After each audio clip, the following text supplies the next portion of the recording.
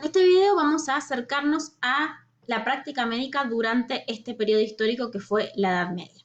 Estuvimos hablando en el video anterior acerca de esta visión religiosa y cristiana de la vida que imperaba en esta época y que por lo tanto la concepción que se tenía de la salud y la enfermedad tenían que ver con esta concepción religiosa, en donde la enfermedad era consecuencia del pecado y la única forma en la que podíamos acercarnos a un bienestar o una cura era también a través de una redención espiritual.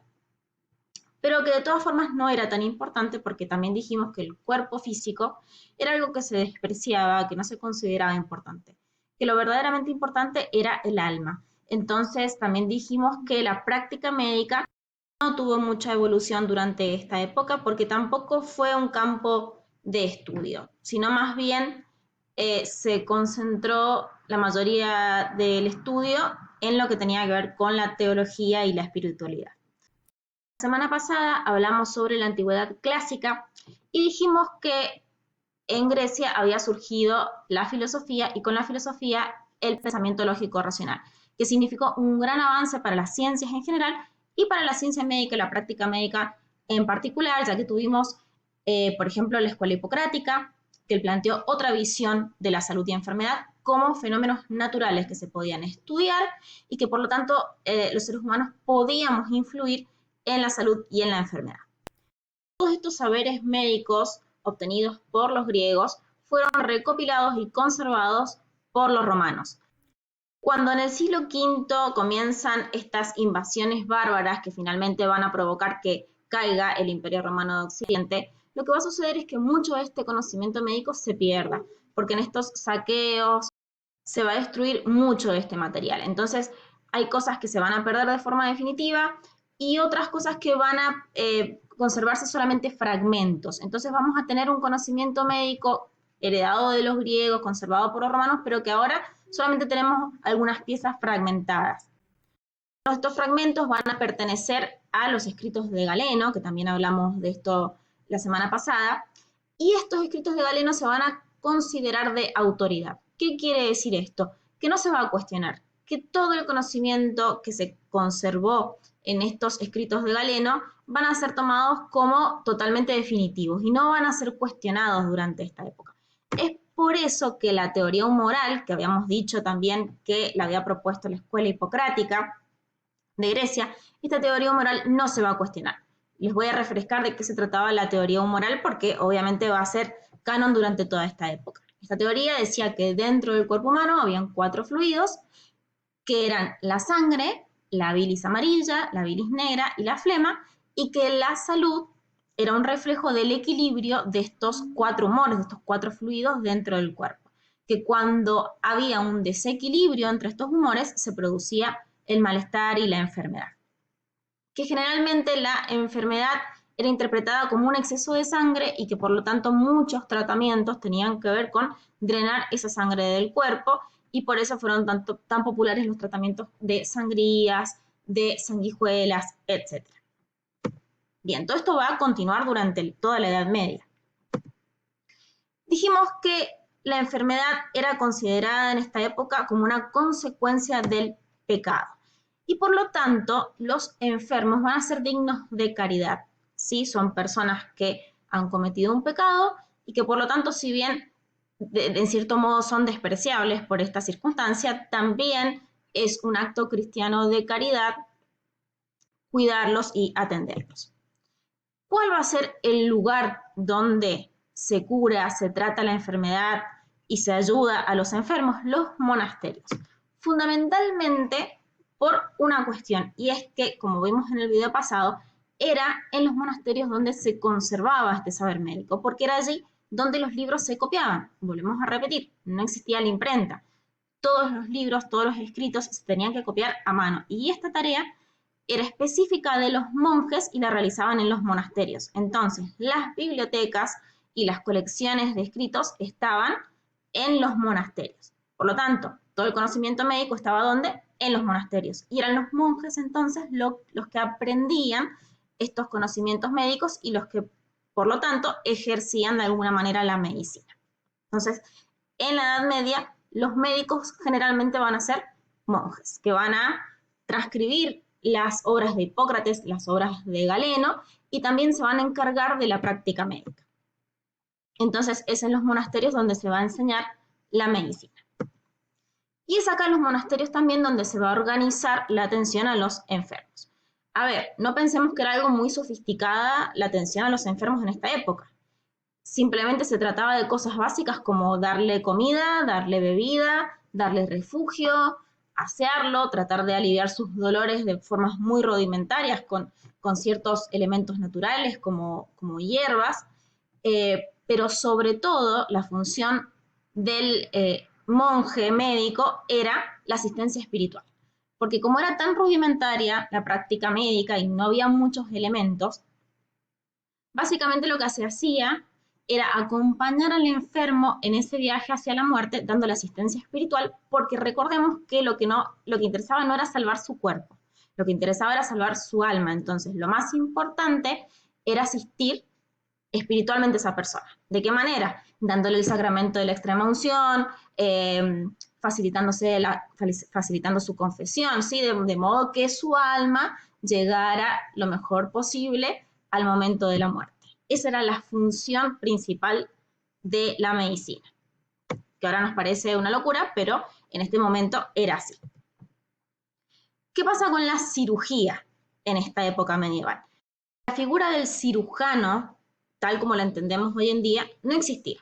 De hecho, la cirugía, que como se imaginarán era muy rudimentaria y básica porque no existía la anestesia, así que mucho no se podía hacer realmente, no existía forma de controlar las hemorragias, por lo que menos se podía hacer.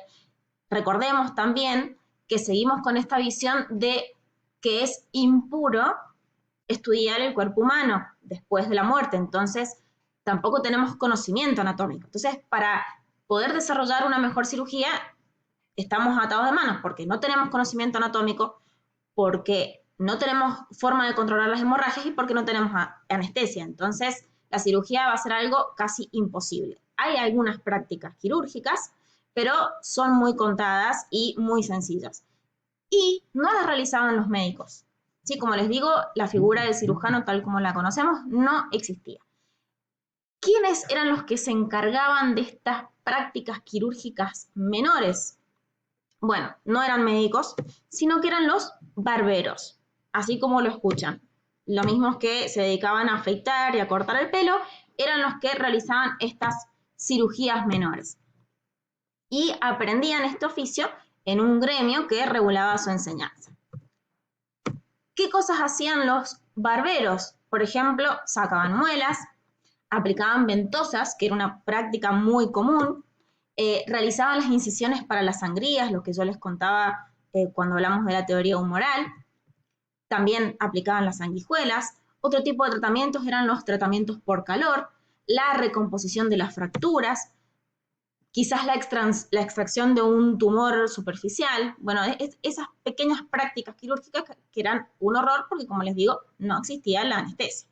Y por lo tanto, el barbero era una persona que socialmente tenía muy mala fama porque para poder realizar esa tarea el resto de la sociedad los veía como personas sanguinarias. Se han puesto de moda las barberías, seguramente habrán visto este típico poste de barbería. Esto también tiene una historia detrás. Esto surge justamente en esta época de la Edad Media, porque en la puerta de las barberías se sacaba un poste donde generalmente se ponían las sábanas y los diferentes trapos que se usaban para limpiar la sangre y se enrollaban alrededor de ese poste. Y ese es el origen del poste de la barbería que ahora podemos ver por todos lados. Bueno, dejando de lado lo que tiene que ver con estas prácticas quirúrgicas que hacían los barberos, volvemos a la práctica médica que generalmente realizaban los monjes. ¿Cómo era el proceso para obtener un diagnóstico? Lo primero siempre era observar la enfermedad y llevar un registro minucioso de los síntomas, del aspecto del paciente. Se hacían pequeños procedimientos muy sencillos, como tomar el pulso, como la palpación, cosas que se siguen haciendo hoy en día. Pero algo muy curioso y que era fundamental en esta época era el examen de la orina. Hay muchos tratados, como el que ustedes ven en la imagen, acerca del análisis de la orina, que por supuesto se observaba, se olía, se degustaba, todo eso para examinar con precisión todas las características de la orina, porque se suponía que esto nos ayudaba a estudiar las patologías. En cuanto a los tratamientos, había un cierto orden para el tratamiento. Lo primero era la dietética, porque piensan que durante esta época la alimentación era sumamente deficiente. La base de la alimentación eran los cereales. La mayoría de la gente lo único que comía eran cereales, pan y avena. Muy de vez en cuando alguna fruta o verdura y muy rara vez carne. Eso quedaba reservado solamente para los señores. Entonces era una dieta bastante deficiente y que por supuesto, como imaginarán, ocasionaba desnutrición, una consiguiente debilidad inmunológica. Eso ni hablar de la higiene, que es otra cuestión. Entonces lo primero que se hacía era administrar una dieta un poco más sustanciosa, con lo que varios mejoraban. Si eso no funcionaba, se pasaba a la farmacología, que tampoco era muy sofisticada, básicamente en elementos naturales como algunas hierbas, algunos minerales, pero nada más. Todavía no había un conocimiento muy avanzado de la química, mucho menos en esta época del medievo. Ya hasta ahí llegaban los monjes médicos. Ya si la persona quería seguir con otro tratamiento, por ejemplo un quirúrgico, ya eso no lo hacían los monjes, sino que lo hacían los barberos. La función del monje era hasta ahí y dar la extrema unción y la confesión y buena suerte. Y por supuesto que todo esto iba acompañado de prácticas rituales y sobre todo mucha oración. También era muy común en esta época las supersticiones. Así como la sociedad medieval era una sociedad muy religiosa, también era una sociedad muy supersticiosa.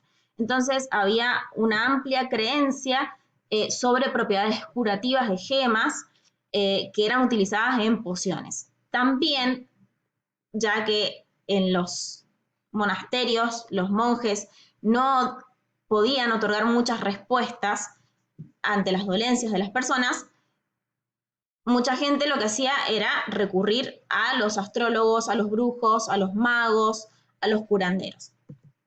Otra cosa interesante es la creencia en los reyes taumaturgos. Estaba la creencia de que como los reyes eran elegidos por Dios, Dios también les otorgaba ciertos poderes para curar a las personas.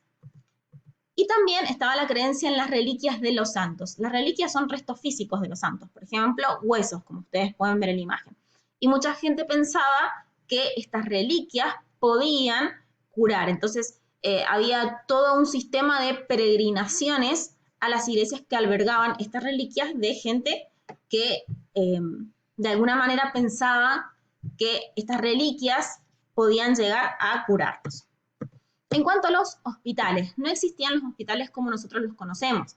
Fíjense que la palabra hospital se relaciona con otras palabras de su familia como hospedaje, hospitalidad, hotel, porque en realidad el origen del hospital es esto, un lugar donde la gente se hospedaba, la gente más necesitada, no solamente que estuviera enferma, sino gente quizás estaba hambrienta, que necesitaba refugio, que venía de una peregrinación y quería descansar. Entonces los hospitales albergaban a todas las personas necesitadas, no solamente a los enfermos. Los hospitales generalmente estaban dentro de los monasterios y eran atendidos por los monjes. Totalmente aparte merece la medicina entre los musulmanes en el Islam, ¿sí? Esa región en verde que nosotros vimos al principio de la clase.